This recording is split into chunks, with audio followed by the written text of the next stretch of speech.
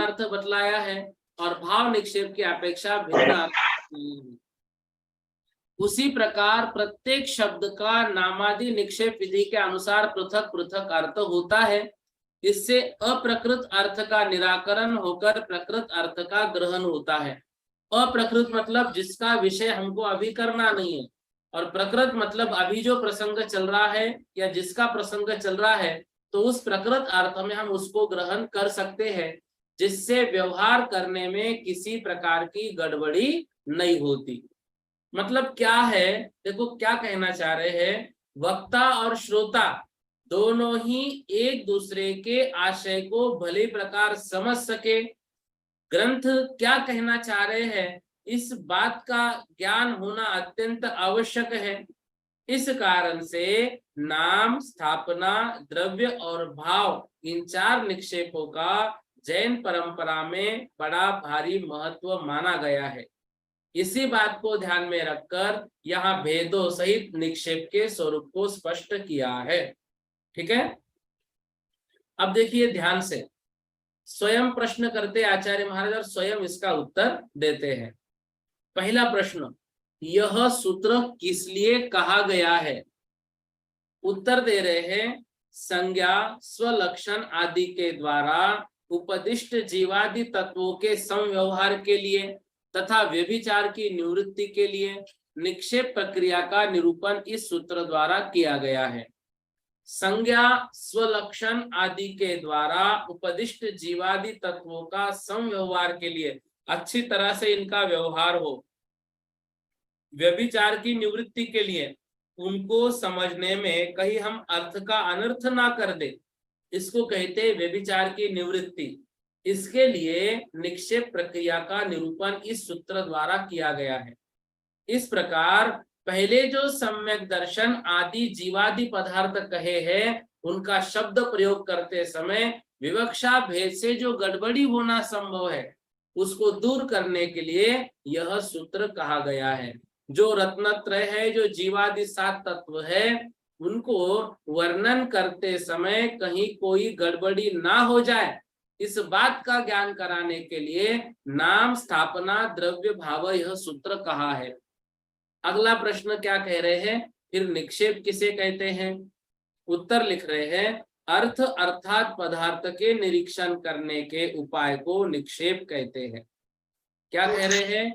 अर्थ अर्थात पदार्थ के निरीक्षण करने के उपाय को, उस पदार्थ का निरीक्षण हम किस तरह से कर रहे हैं, नामादि के द्वारा वस्तु में भेद करने के उपाय को न्यास या निक्षेप कहते हैं। अब हमने नामादि मतलब नाम, स्थापना, द्रव्य भाव से वस्तु में भेद किया, तो उसका जो उपाय है उसको न्यास या निक्षेप कहते हैं।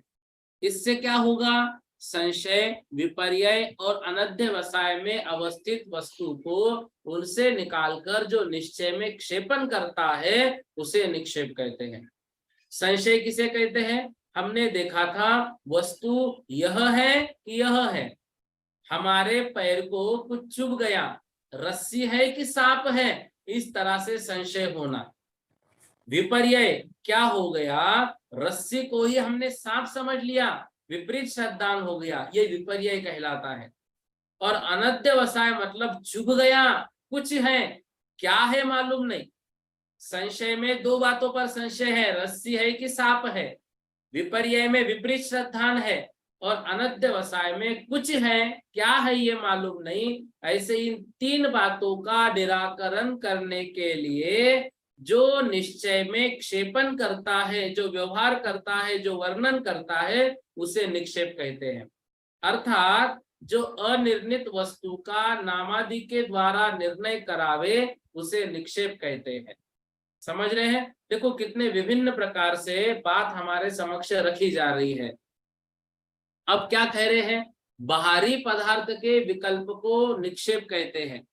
अप्रकृत का निराकरण करके प्रकृत का निरूपण करने वाला ही निक्षेप है। जो सरवार सिद्धि की व्याख्या है वही धौला की व्याख्या है। क्या? अप्रकृत का निराकरण करके प्रकृत का निरूपण करने वाला निक्षेप कहते हैं। प्रमाण या नय का आरोपण या निक्षेप नाम स्थापना आदि रूप चारों प्रकार से होता है। यही निक्षेप की उत्पत्ति है। युक्ति मार्ग से प्रयोजनवश जो वस्तु को नाम आदि चार भेदों में क्षेपण करे उसे आगम में निक्षेप कहा है। किस शब्द से क्या अर्थ है, यह जिस विधि द्वारा विस्तार से बताया जाता है उसको निक्षेप कहते हैं। तो विभिन्न प्रकार से हमने निक्षेप को समझा। अब कह रहे हैं निक्षेप कितने प्रकार का है, तो ध्यान से, नाम, स्थापना, द्रव्य और भाव, ठीक है ना। ऐसे निक्षेप अनंत पदार्थों के अनंत निक्षेप विस्तार से होते हैं। वैसे तो अनंत पदार्थ है तो निक्षेप भी अनंत होंगे, उनको कहने के तरीके भी अनंत होंगे, परंतु उन सब का संक्षेप में चार में अंतर्भाव होता है। अर्थात संक्षेप से निक्षेप के चार भेद होते हैं और विस्तार से निक्षेप के अनंत भेद होते हैं। यह ध्यान में रखना है, ठीक है। अब यह जो बात है यह बात हमने पढ़ी है, लेकिन फिर भी इसको थोड़ा सा विशेष अर्थ में समझ लीजिएगा। हमने जो कल बात पढ़ी थी, अप्रकृत विषय का निराकरण करने के लिए, प्रकृत विषय का निरूपण करने के लिए या प्ररूपण करने के लिए, संशय का निराकरण करने के लिए, तत्वार्थों का निश्चय करने के लिए निक्षेप का कथन करना चाहिए। अब श्रोता के तीन भेद इसमें बताए हैं। अव्युत्पन्न श्रोता, संपूर्ण विवक्षित पदार्थों को जानने वाला श्रोता, एक देश विवक्षित श्रोता, ठीक है ना, एक देश विवक्षित पदार्थों को जानने वाला। अव्युत्पन्न श्रोता यदि पर्याय को अर्थी है तो उसे प्रकृत विषय की उत्पत्ति के द्वारा अप्रकृत विषय के निराकरण के लिए निक्षेप का कथन करना चाहिए। मान लो अव्युत्पन्न श्रोता है जिसको ज्ञान नहीं है और वह पर्याय दृष्टि से किसी वस्तु को समझ रहा है, तो हमें द्रव्य दृष्टि से उसको समझाना पड़ेगा। वह मात्र द्रव्य दृष्टि से समझ रहा है तो हमको उसको पर्याय दृष्टि से समझाना पड़ेगा।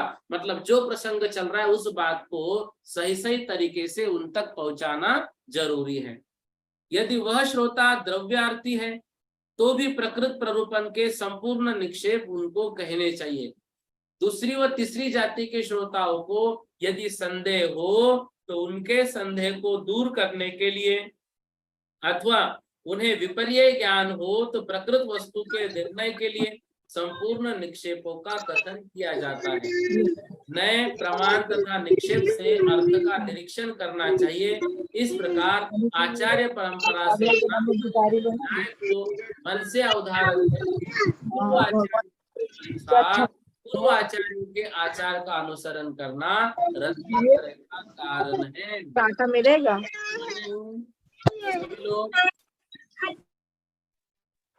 विषय को समझिएगा, बहुत बहुत सूक्ष्मता से कह रहे हैं। विषय थोड़ा सा न्याय का है, स्पष्ट। अभी तक जो हमने बात पढ़ी ना उससे सरवार सिद्धि की व्याख्या हमको याद करनी है। अप्रकृत विषय का निराकरण करने के लिए, प्रकृत विषय का प्ररूपण करने के लिए जो कथन किया जाता है उसको निक्षेप कहते हैं।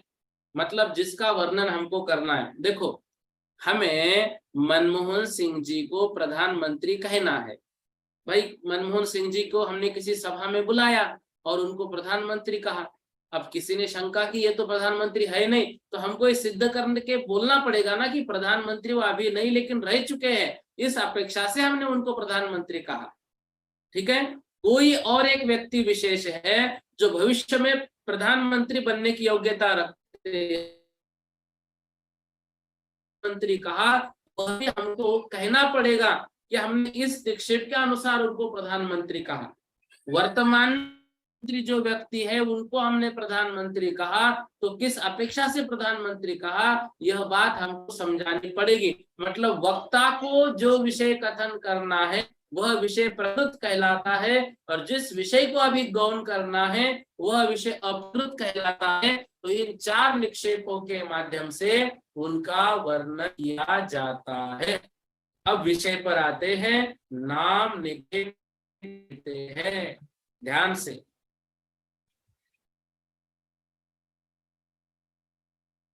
निमित्तानंतर जाति द्रव्य गुण और क्रिया आदि की अपेक्षा के बिना, ध्यान से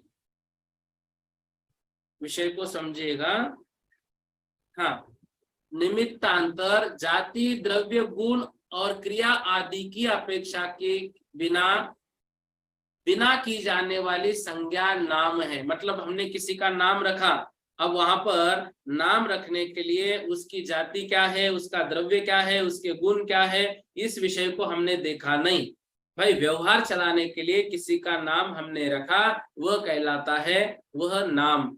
जैसे परमेश्वर्य रूप ईंधन क्रिया की अपेक्षा न करके किसी का भी नाम इंद्र रख दिया। अब उसके पास ऐश्वर्य इंद्रों के जैसा है क्या, उसके पास ताकत इंद्रों की जैसी है क्या, यह कुछ भी नहीं है, लेकिन व्यवहार चलाने के लिए उसका नाम इंद्र रख दिया। वैसे ही जीवन क्रिया की और तत्व श्रद्धानुरूप क्रिया की अपेक्षा न करके किसी का जीव एवं सम्यक दर्शन नाम रख दिया। किसी का नाम सम्यक दर्शन रखने से वह सम्यक दृष्टि नहीं बनेगा, किसी का नाम जीव रखने से ऐसा नहीं होगा कि वह मरेगा नहीं, वो तो एक व्यवहार चलाने के लिए नाम रखा है। तो संज्ञा के अनुसार गुण रहित, जिसमें गुण नहीं है, वस्तु में व्यवहार के लिए अपनी इच्छा से की गई संज्ञा को नाम निक्षेप कहते हैं। ये देखिए यहां से यहां तक की जो व्याख्या है ना, ये सर्वार सिद्धि की व्याख्या है। स्क्रीन पर देखिएगा, संज्ञा के अनुसार गुण रहित, जिसमें गुण नहीं है, ऐसे वस्तु में व्यवहार के लिए अपनी इच्छा से की जाने वाली संज्ञा को नाम निक्षेप कहते हैं। ठीक है, नाम निक्षेप में संज्ञा के कितने निमित्त होते हैं? देखो ये विषय नया है और बहुत समझने जैसा है, बहुत बढ़िया, बहुत अच्छे से समझना इस चीज को। नाम निक्षेप के भी कैसे भेद किए जाते हैं। देखो नाम निक्षेप में संज्ञा के 4 निमित्त होते हैं। क्या क्या? जाति, द्रव्य, गुण और क्रिया। हम जब नाम निक्षेप की व्याख्या पढ़ते हैं ना तत्वार सूत्र में, तो वहां पर यह बात आ जाती है, जाति द्रव्य गुण क्रिया के बिना सामान्य व्यवहार चलाने के लिए जो नाम रखा जाता है वो नाम निक्षेप। फिर वो जाति द्रव्य गुण क्रिया क्या है? देखो, जाति निमित्तक नाम, तद्भव और सादृश्य लक्षण वाले सामान्य को जाति कहते हैं। जैसे गौ, मनुष्य, घट, पट आदि जाति निमित्तक नाम है। ये उनकी जाति है, गायों की गाय, मनुष्यों की मनुष्य, घट की घट, पट की पट, ये जाति निमित्तक नाम है। भाई गाय कहा तो गाय क्या हुआ? सभी गाय उसमें आ गई, जाति निमित्तक हुआ। लेकिन किसी गाय का नाम धेनु रख दिया तो में तो है, लेकिन अब जाति से भिन्न हो गई। गायों को बुलाओ तो सारी गाय आई, धेनु को बुलाओ तो सारी गायों में एक धेनु नाम की गाय है, उसको बुलाओ। द्रव्य निमित्तक नाम, द्रव्य निमित्तक नाम के 2 भेद होते हैं, संयोग द्रव्य निमित्तक नाम, समवाय द्रव्य निमित्तक नाम। विषय नया है, समझिएगा, बस इसको याद करने की आवश्यकता नहीं है। संयोग द्रव्य निमित्तक नाम, नाम दंडी, छत्री इत्यादि संयोग द्रव्य निमित्तक नाम है, क्योंकि स्वतंत्र सत्ता रखने वाले दंड आदि के संयोग से दंडी आदि नाम का व्यवहार में आते हैं। संयोग द्रव्य, भाई किसी के हाथ में दंडा है, उस व्यक्ति को हमने नाम क्या रख दिया? दंडी। क्यों रखा? क्योंकि दंडे का संयोग उसके साथ बना हुआ है, इस कारण से उसका हमने रख दिया। 1-2 भैया अपने आंखों के सामने मोबाइल रखे हैं, बहुत चमक रहा है उनकी आंखों पर, आप लाइट ऑन करो, लाइट ऑन करो, आंखों को तकलीफ होगी इससे, आपके स्क्रीन जो चमक रही है आंखों पर, आंखों को तकलीफ करेगा ये। या तो लाइट ऑन करो या फिर मोबाइल साइड में रख के आप सुनो, एकदम आंखों के सामने मोबाइल मत पकड़ो प्लीज, आपको तकलीफ होगी उससे, आपकी आंखों को। समवाय निमित्तक नाम, गलगंड, काना, कुबड़ा आदि समवाय द्रव्य निमित्तक नाम है। भाई किसी का कुछ नाम रख दिया, क्यों? क्योंकि उनका शरीर वैसा है, इस कारण से नाम रख दिया। तो वो जो है गले का गंड भिन्न सत्य वाला द्रव्य नहीं है, वो उसका समवाय निमित्तक है। इसलिए द्रव्य निमित्तक नाम संयोग और समवाय निमित्त से होता है। गुण निमित्तक नाम कृष्ण, रुधिर इत्यादि गुण निमित्तक नाम है। भाई कोई गोरा है तो उसका नाम रख दिया, कोई काला है तो उसका कुछ नाम रख दिया, तो ये गुणों के निमित्त से उनका नाम। क्रिया निमित्तक नाम, जैसे उनकी क्रिया है, कोई गायक है, कोई नर्तक है, कोई एक्टर है, ऐसा क्रिया निमित्तक नाम। क्योंकि गाना, नाचना आदि क्रियाओं के निमित्त से गायक, नर्तक आदि नाम व्यवहार में आते हैं। इस प्रकार जाति आदि इन चार निमित्तों को छोड़कर संज्ञा की प्रवृत्ति में अन्य कोई निमित्त नहीं है। इस तरह से जो नाम रखे जाते हैं वे जाति निमित्तक, द्रव्य निमित्तक, गुण निमित्तक और क्रिया निमित्तक इनके अनुसार भी होते हैं, या फिर ये सब छोड़कर अलग से भी व्यवहार चलाने के लिए नाम रखे जाते हैं। स्थापना निक्षेप किसे कहते हैं? काष्ठ कर्म, पुष्प कर्म, चित्र कर्म, अक्ष निक्षेप आदि में यह वह है, इस प्रकार स्थापित करने को स्थापना कहते हैं। अब देखो एक एक बात कितने अच्छे है। कर लिया गया है नाम निक्षेप या संज्ञा प्रकरण जिसका ऐसी वस्तु की उन वास्तविक धर्मों में अध्यारोप से यह वही है, ऐसी प्रतिष्ठा करना स्थापना निक्षेप माना गया है। देखो सर्वार सिद्धि की व्याख्या ये स्थापना निक्षेप की कौन सी, ये जो मैंने अभी अंडरलाइन की यहां तक, ठीक है। काष्ठ कर्म, पुस्तक कर्म, चित्र कर्म, अक्ष निक्षेप आदि में यह वह है, इस प्रकार स्थापित करने को स्थापना निक्षेप कहते हैं, ठीक है। अब नाम निक्षेप या संज्ञाकरण जिसका ऐसी वस्तु की उन वास्तविक धर्मों के अध्यारोप से यह वही है, ऐसी प्रतिष्ठा करना स्थापना निक्षेप है। भाई भगवान में, भगवान की मूर्ति है, हम क्या कह रहे, हमारे आदिनाथ भगवान, क्या आदिनाथ है उनमें, मतलब उनकी हमने क्या कर ली, इनमें स्थापना कर ली, यह वही है। इस प्रकार के संबंधत्व से अन्य की व्यवस्थापना करना स्थापना निक्षेप है। यथा परमेश्वर्य लक्षण वाला जो शचीपति इंद्र है वह यह है, इस प्रकार अन्य वस्तु को किसी पदार्थ में प्रतिनिधित्व करना स्थापना निक्षेप है। स्थापना निक्षेप के भेद कितने, देखो स्थापना निक्षेप दो प्रकार का, साकार स्थापना, निराकार स्थापना। उसी का दूसरा स्थापना, साकार अनाकार स्थापना भी है। तो जो स्थापना कृति है वह काष्ठ कर्म में अथवा चित्र कर्मों में अथवा पोत कर्मों में अथवा लेप्य कर्मों में अथवा लयन कर्मों में अथवा शैल कर्मों में, गृह कर्मों में, भित्ति कर्मों में, दंत कर्मों में, भेंट कर्मों में, अक्ष या वराटक इनको आदि लेकर अन्य भी जो कृति इस प्रकार स्थापना में स्थापित की जाती है वह स्थापना कृति कहलाती है। क्या क्या है? काष्ठ मतलब जो लकड़ी आदि में, चित्र आदि में पोत किया है, लेप किया है, लयन किया है, शैल किया है, गृह कर्म है, भित्ति कर्म है या दंत कर्म है, इनमें क्या करना है, वस्तु ऐसी नहीं है लेकिन स्थापना वैसी कर लेना। तो ये क्या है, इसको हम सामान्य भाषा में तदाकार या अतदाकार स्थापना कहते हैं।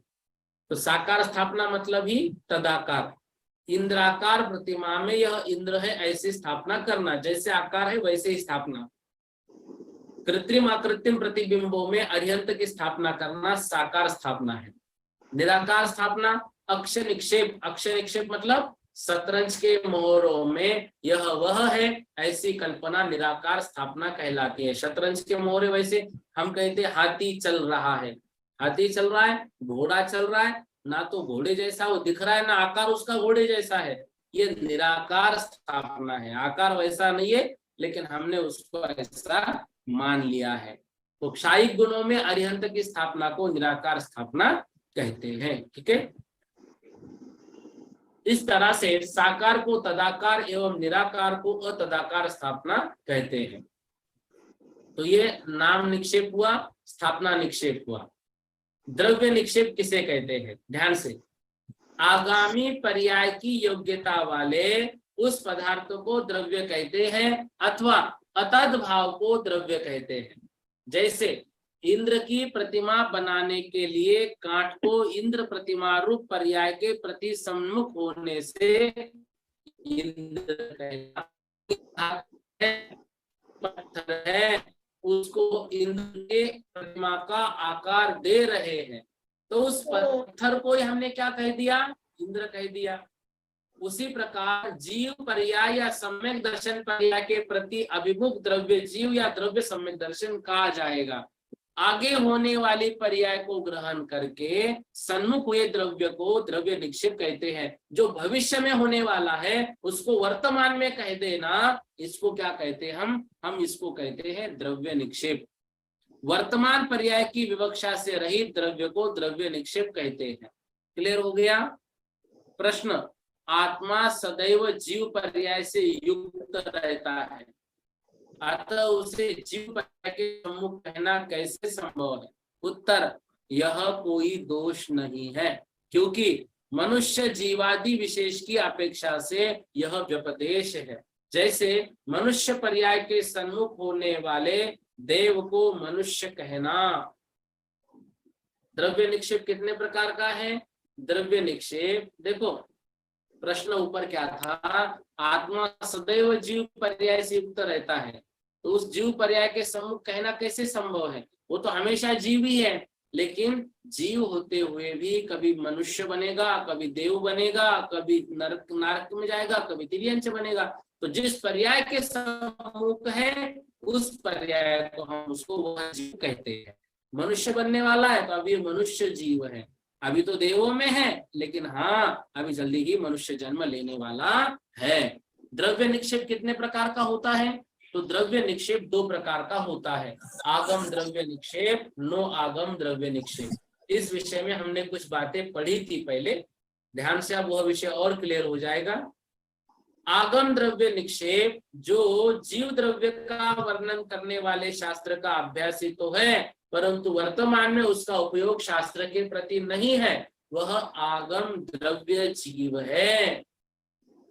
इसी प्रकार जो पुरुष सम्यक दर्शन का वर्णन करने वाले शास्त्र का जानकार तो है, परंतु तत्व विषय उपयोग से रहित है, वह आगम द्रव्य सम्यक दर्शन है। आगम द्रव्य मतलब आगम तो याद है, लेकिन द्रव्य उसका वैसा उस समय नहीं है। आगम मालूम है, सम्यक दर्शन किसे कहते हैं, सम्यक दर्शन की व्याख्या क्या है सब जानता है, लेकिन अभी सम्यक दृष्टि नहीं है, इसको कहते हैं आगम द्रव्य जीव।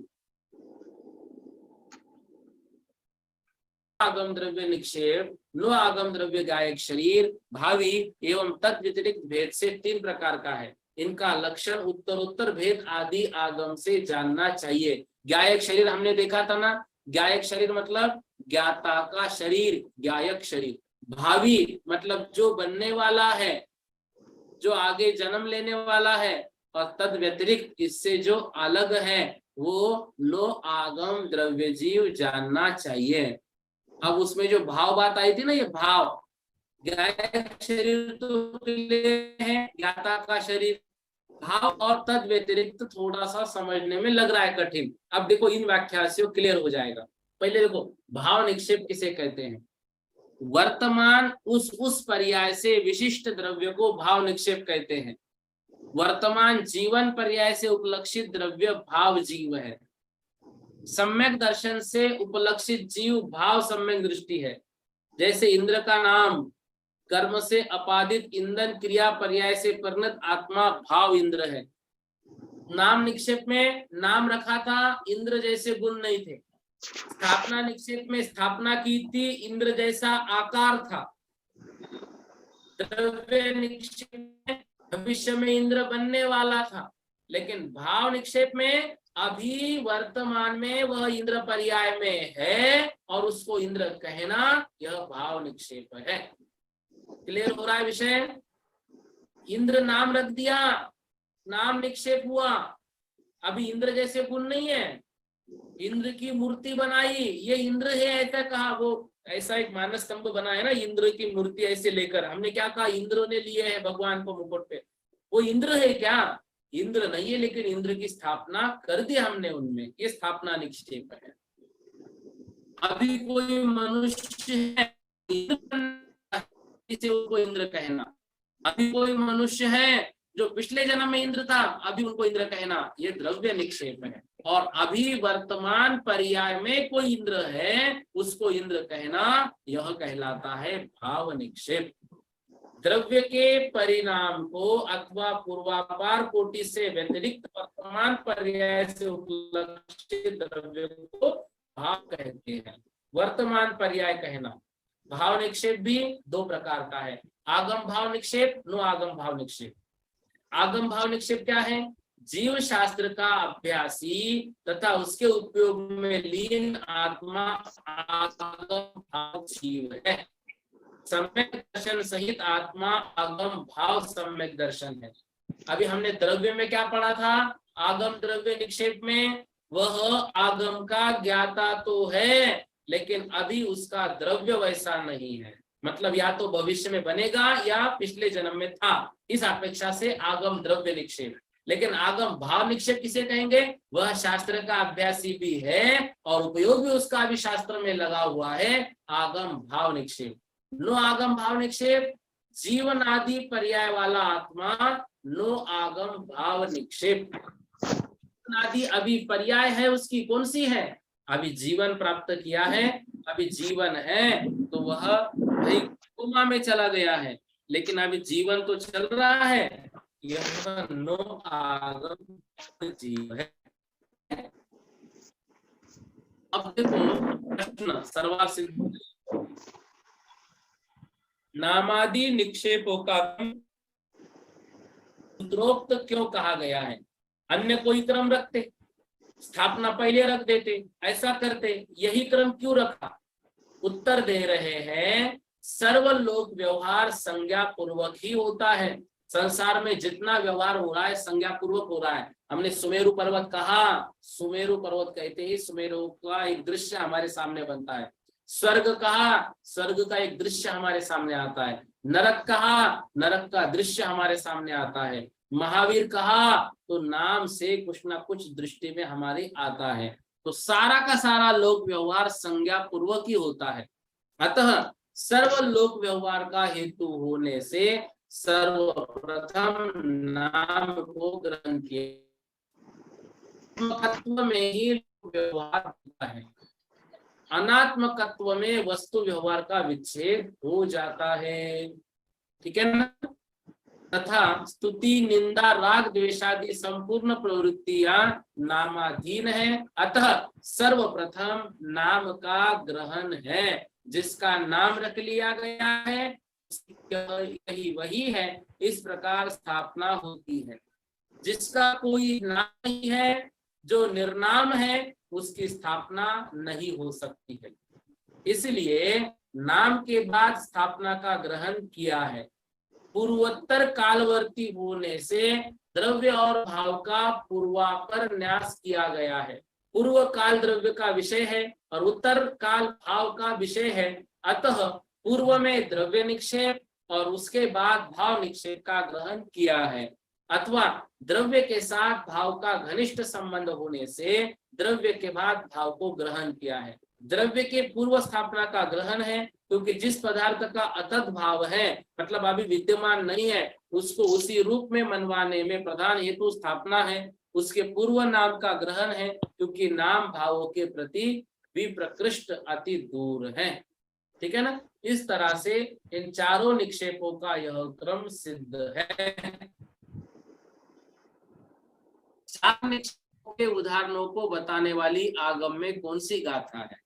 तो यह गाथा देखो, नाम जिना जिन नामा थवन जिना पुण्य जिनंद परिमाए दौव जिना जिन जीवा भाव जिना समव शरणस्था।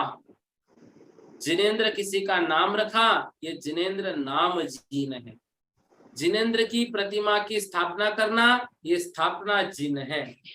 जिनेन्द्र की आत्मा द्रव्य जिन है, क्योंकि वो भविष्य में बनने वाली है या फिर बनकर आई है। सिद्धालय की सिद्धों में विराजमान आत्मा, वो जिनेन्द्र की आत्मा द्रव्य जिन है। तथा समव शरण में स्थित भगवान जिनेन्द्र भाव जिन है। इस तरह से नाम, स्थापना, द्रव्य और भाव, इन चारों निक्षेपों को इस गाथा के माध्यम से स्पष्ट हमें विषय किया गया है। ठीक है ना? तो इस तरह से इसको भी थोड़ा सा समझ लीजिएगा। अब देखो विशेषार्थ इस सूत्र का क्या कह रहे हैं। नि उपसर्ग पूर्वक क्षिप धातु से निक्षेप शब्द बना है। निक्षेप का अर्थ रखना है, न्यास शब्द का भी यही अर्थ है। आशय यह है एक एक शब्द का लोक में और शास्त्र में प्रयोजन के अनुसार अनेक अर्थों में प्रयोग किया जाता है। यह प्रयोग कहाँ किस अर्थ में किया गया है, इस बात को बतलाना ही निक्षेप विधि का काम है। यह तो आवश्यकता अनुसार निक्षेप किए जा सकते हैं। शास्त्रों में भी ऐसे विविध भेदों का उल्लेख देखने में आता है, किंतु मुख्यतया यहाँ इसके 4 भेद किए हैं: नाम, स्थापना, द्रव्य और भाव। इनका लक्षण दृष्टांत द्वारा कथन टीका में किया ही है। आशय यह है कि जैसे टीका में एक जीव शब्द का नाम निक्षेप की अपेक्षा भिन्न अर्थ बतलाया है, स्थापना निक्षेप की अपेक्षा भिन्न अर्थ बतलाया है, द्रव्य निक्षेप की अपेक्षा भिन्न अर्थ बतलाया है और भाव निक्षेप की अपेक्षा भिन्न अर्थ बतलाया है, उसी प्रकार प्रत्येक शब्द का नामादि निक्षेप विधि के अनुसार पृथक पृथक अर्थ होता है, मतलब अलग अलग अर्थ होता है। इससे अप्रकृत अर्थ का निराकरण होकर प्रकृत अर्थ का ग्रहण हो जाता है, जिससे करने में किसी प्रकार की गड़बड़ी नहीं होती। इससे वक्ता और श्रोता दोनों ही एक दूसरे के आशय को भली प्रकार समझ पाते हैं। ग्रंथ का हृदय समझने के लिए भी इस विधि का ज्ञान होना अत्यंत आवश्यक है। जैन परंपरा में इसका बड़ा भारी महत्व माना गया है। इस बात को ध्यान में रखकर यहाँ भेदों सहित निक्षेप के स्वरूप को स्पष्ट किया है। इस तरह से निक्षेप का यह सूत्र नाम, स्थापना, द्रव्य, भाव, संन्यास हमारे सामने क्लियर हुआ। वो जो गाथा एक आई है नाम जिना स्थापना जिना, उसको थोड़ा सा याद रखना। तो नाम, स्थापना, द्रव्य, भाव यह विषय अपने आप मतलब हमेशा हमारे स्मरण में, हमारी स्मृति में, हमारी धारणा में बना रहेगा। अगला सूत्र देखो, प्रमाण नय्येर दिगमः। प्रमाण नय्येर दिगमः, प्रमाण नये क्या कह रहे हैं? उन जीवादि पदार्थों का ज्ञान नाम, स्थापना, द्रव्य, भाव से तो हमने देखा था। अब क्या कह रहे हैं? प्रमाण एवं नयों के द्वारा भी होता है। अधिगम मतलब ज्ञान, इसका उन जीवादि पदार्थों का प्रमाण और नयों के द्वारा भी होता है। अर्थात प्रमाण एवं नयों के द्वारा जीवादि पदार्थों का अधिगम होता है। प्रमाण जिसके द्वारा पदार्थ जाना जाता है वह प्रमाण है। प्रकर्षेण मीयते अनेन इति प्रमाण, अर्थात जो संशय विपर्य और अनध्यवसाय रहित है वह प्रमाण है। नाना स्वभावों से हटाकर वस्तु के एक स्वभाव में जो व्याप्त करावे वह नय है। ठीक है ना? आलाप पद्धति का विषय है। अनेकांतात्मक वस्तु में विरोध के बिना हेतु की मुख्यतया से साध्य विशेष की यथार्थता को प्राप्त कराने में समर्थ प्रयोग को नय कहते हैं। सर्वार सिद्धिकार कह रहे हैं। ये सर्वार सिद्धि की व्याख्या है। देखो यहां से यहां तक क्या कह रहे हैं? अनेकांतात्मक वस्तु में विरोध के बिना हेतु की मुख्यता से साध्य विशेष की यथार्थता को प्राप्त कराने में समर्थ प्रयोग नय कहते हैं। भाई वस्तु अनेक धर्मों वाली है, लेकिन अभी हमको वस्तु को एक ही बात सिद्ध करनी है, तो एक विषय को लेकर जो चलेंगे वो नय, और जो पदार्थ को जानते हैं अलग अलग विषयों से वह प्रमाण होता है। देखो प्रमाण नय्येर दिग्मः, यह सूत्र किस लिए लिया गया है? देखो ध्यान से, जो अधिगम सम्यक्त्व की उत्पत्ति में हेतुभूत है, उन जीवादि तत्वों के अधिगम के उपाय का निरूपण करने के लिए यह सूत्र लिखा गया है। इस प्रकार नामादिक के द्वारा विस्तार को प्राप्त हुए और अधिकृत जीवादिक व सम्यक दर्शनादिक के स्वरूप का ज्ञान किसके द्वारा होता है, इस बात को बताने के लिए यह सूत्र कहा गया है। सर्वार सिद्धि की व्याख्या है, ध्यान से, जो अधिगमत सम्यक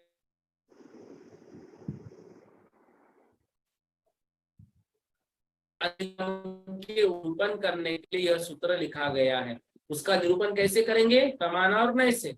इस प्रकार नामादिक के द्वारा विस्तार को प्राप्त हुए।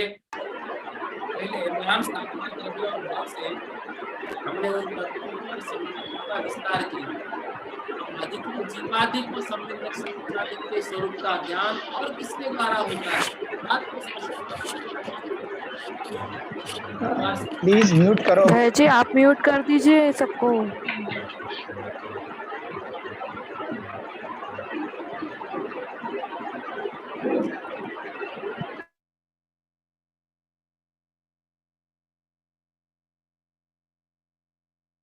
देखो, जिन जीवादि पदार्थों का नाम आदि निक्षेप विधि के द्वारा विस्तार से कथन किया है, उनका स्वरूप दोनों प्रमाणों और विविध नयों के द्वारा जाना जाता है। प्रमाण और नयों के लक्षण और भेद आगे कहेंगे। प्रमाण के दो भेद है, स्वार्थ और परार्थ। श्रुत ज्ञान को छोड़कर शेष सब ज्ञान स्वार्थ प्रमाण है, परंतु श्रुत ज्ञान स्वार्थ और परार्थ दोनों प्रकार का ज्ञान है। ज्ञानात्मक प्रमाण को स्वार्थ प्रमाण कहते हैं और वचनात्मक प्रमाण को परार्थ प्रमाण कहते हैं। तो श्रुत ज्ञान ज्ञानात्मक भी है और वचनात्मक भी है, इस कारण से उसको स्वार्थ और परार्थ दोनों कहते हैं, श्रुत ज्ञान को। और बाकी शेष सब ज्ञान कैसे हैं? वे स्वार्थ प्रमाण है।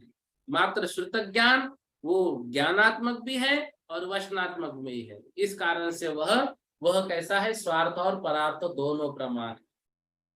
शंका, नए शब्द में थोड़े अक्षर है, इसलिए सूत्र में उसे पहले रखना चाहिए। समाधान, यह कोई दोष नहीं, क्योंकि प्रमाण श्रेष्ठ है, अतः उसे पहले रखा। हमने पहले देखा था कि सूत्र में छोटे शब्द को पहले रखते हैं, ये नियम है। लेकिन यदि छोटे अक्षर से बड़ा अक्षर अधिक पूज्य है, श्रेष्ठ है, तो बड़े अक्षर को पहले रखेंगे। श्रेष्ठता सबसे बलवती होती है, ऐसा नियम है। अच्छा, तो प्रमाण श्रेष्ठ क्यों है, ऐसा प्रश्न हो गया। समाधान कर रहे हैं, क्योंकि प्रमाण से ही नए प्ररूपना की उत्पत्ति हुई है, अतः प्रमाण श्रेष्ठ है। आगम में ऐसा कहा है कि वस्तु को प्रमाण से जानकर अनंतर किसी एक अवस्था द्वारा पदार्थ का निश्चय करना नय है। पहले तो हमें वस्तु को जानना है, तो प्रमाण से जानना पड़ेगा। प्रमाण श्रेष्ठ है और प्रमाण का एक भाग नय है। दूसरे, प्रमाण समग्र को विषय करता है। आगम में कहा है सकलादेश प्रमाण का विषय है और विकलादेश नय का विषय है, इसलिए प्रमाण श्रेष्ठ है। उत्तर देखो ध्यान से, उज्ज का पूर्व निपात होता है, इस नियम के अनुसार नय का प्रथम न ग्रहण करके प्रमाण पद का प्रथम ग्रहण किया है। प्रमाण के द्वारा प्रकाशित पदार्थों में ही व्यवहार कारण नयों की प्रवृत्ति होती है, अन्य में नहीं, अतः प्रमाण पूज्य है। समुदाय एवं अवयव विशेष होने से पूज्यता है। प्रमाण समुदाय को विशेष करता है, नए अवयव को। सो ही कहा है सकलादेश प्रमाणाधीन है, विकलादेश जानना नयाधीन है। किसी भी वस्तु का संपूर्ण रूप से निर्णय करना प्रमाण ज्ञान से संभव है, तो समीचीन से भी समीचीन किसी नय का इस प्रकार वस्तु का निर्णय कर लेना सर्वथा सामर्थ्य नहीं है, अतः प्रमाण पूज्य है। नय के दो भेद होते हैं, द्रव्यार्थिक और पर्यायार्थिक। का विषय भाव निक्षेप है, भाव निक्षेप से वर्णन करेगा, अभी जो पर्याय में है वही वर्णन करेगा। शेष तीन को द्रव्यार्थिक नय कहना चाहिए। कौन कौन से द्रव्यार्थिक नय? कौन कौन से? नाम, स्थापना, द्रव्य, ये द्रव्यार्थिक नय। और पर्यायार्थिक नय भाव निक्षेप, क्योंकि नय द्रव्यार्थिक सामान्य रूप है। द्रव्य जिसका प्रयोजन है वो द्रव्यार्थिक नय है, और पर्याय जिसका प्रयोजन है वह पर्यायार्थिक नय है।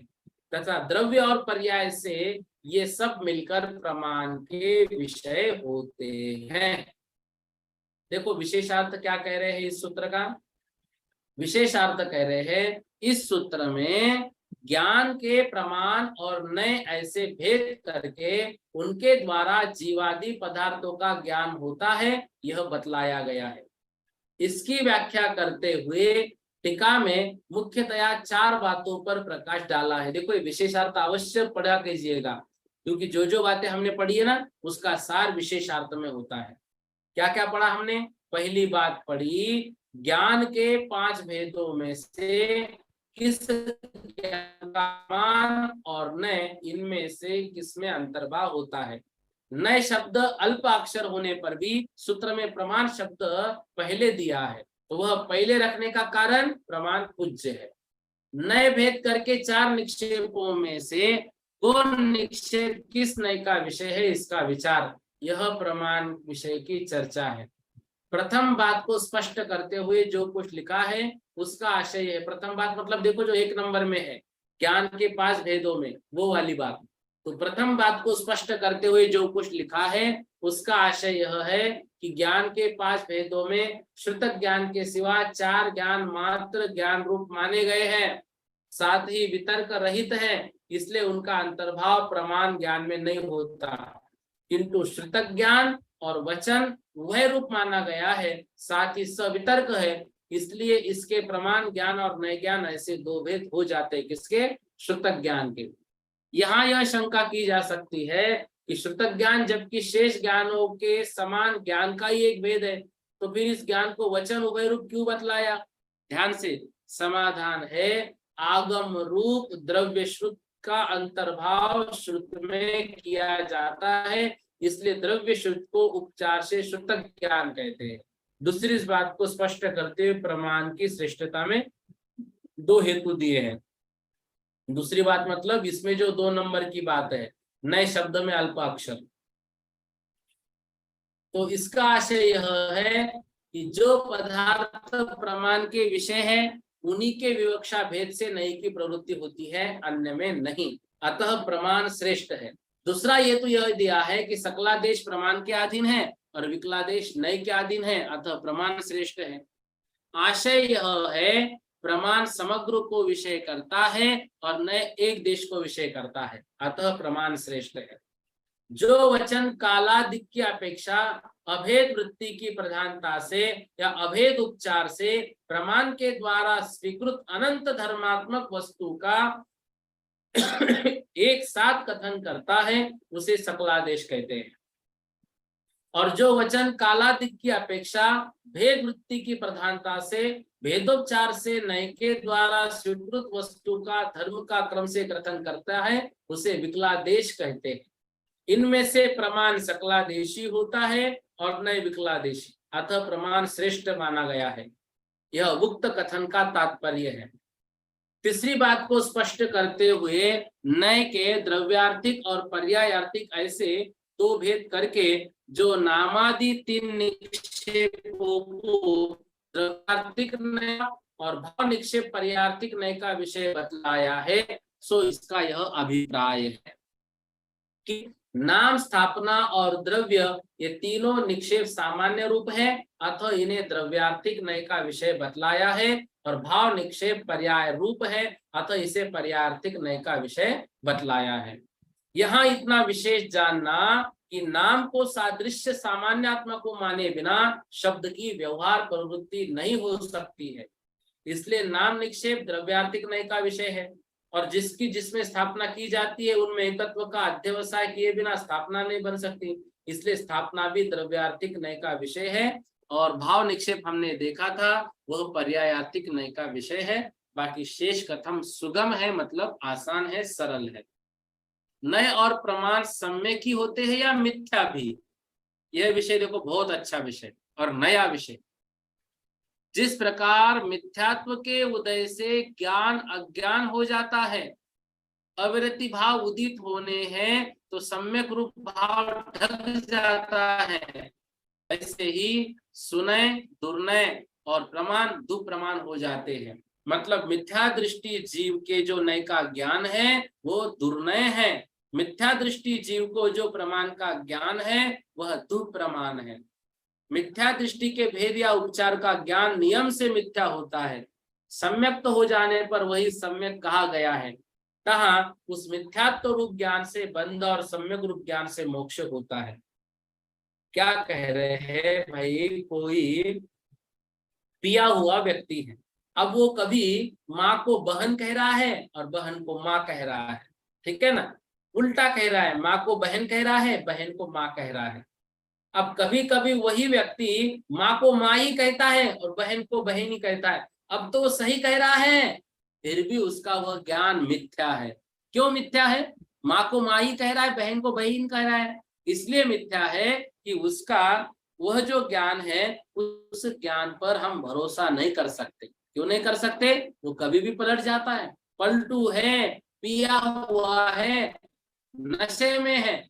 अभी माँ को माँ कह रहा है, लेकिन हो सकता है थोड़ी देर बाद माँ को फिर बहन कहने लग जाए, इसलिए उसका ज्ञान समीचीन होने के बाद भी मिथ्या है। ऐसे ही नय का ज्ञान किसी के पास बहुत अच्छा है, लेकिन वो मिथ्या दर्शन से सहित है, तो वह नय दुर्नय है, और वह मिथ्या दर्शन से सहित है, तो वह प्रमाण दुप्रमाण है। इस तरह से यह बात हमको विशेष रूप से जाननी चाहिए। जैसे सम्यक दर्शन मिथ्या दर्शन हो जाता है, वैसे ही सुनय दुर्नय हो जाता है, प्रमाण दुप्रमाण हो जाता है। इस बात को हमें थोड़ा सा विषय समझकर याद रखना है। ठीक है, इतना ही नाम निक्षेप का सूत्र आज हम पढ़ लेते हैं, और प्रमाण नये दिग्म ये सूत्र पढ़ लेते हैं। एक्चुअली थोड़ा सा अर्जेंट एक 5-1 मिनट काम है, और उसके बाद दूसरी कक्षा शुरू होनी है, इसलिए इस विषय को आज यहीं रोकते हैं। कल हम 7वां सूत्र पढ़ेंगे, निर्देश स्वामित्व साधनाधिकरण वाला विषय कल का बहुत अच्छा है और बहुत समझने जैसा विषय है कल का। ठीक है ना? तो ये निर्देश स्वामित्व का विषय समझने के बाद फिर हम आगे जो एक सूत्र और पढ़ेंगे, तो ये दोनों सूत्र होने के बाद फिर विषय बहुत इजी आता जाएगा। तो ये बिल्कुल मन में मत आने दीजिएगा कि कड़ा है। एक बार समझ में देखो, एक बार समझने में या एक बार समझने से समझ में नहीं आएगा, थोड़ा रिवीजन कीजिएगा, सर्वार सिद्धि लीजिएगा, उसका हिंदी अर्थ जो नीचे लिखा है उसको पढ़िएगा, बार बार पढ़िएगा, फिर समझिएगा। फिर जो प्रश्न उत्तर आपको कठिन लगे वो पूछो आप, मैं बताऊंगा व्हाट्सएप पर। यहाँ नीचे जो नंबर दिया है 9403443471, उस पर आप पूछिए व्हाट्सएप के माध्यम से, तो आपको उत्तर मैं भेज दूंगा। ठीक है ना? तो ये 2 सूत्र थोड़े हो गए ना, तो विषय बिल्कुल हमारे समझने योग्य ही आने वाला है, इसलिए बिल्कुल भी कठिन समझना नहीं है, और बिल्कुल भी सर्वार सिद्धि विषय को हमें कठिन समझकर टालना नहीं है। इसको समझना है, पढ़ना है बहुत अच्छे से। ये यदि याद हो गया ना, हमें तत्वार सूत्र बिना देखे अर्थ कर सकते हैं, बिना देखे हम समझा सकते हैं, इतना ज्ञान हम सब में आ जाएगा। आइए इतना पढ़ लेते हैं।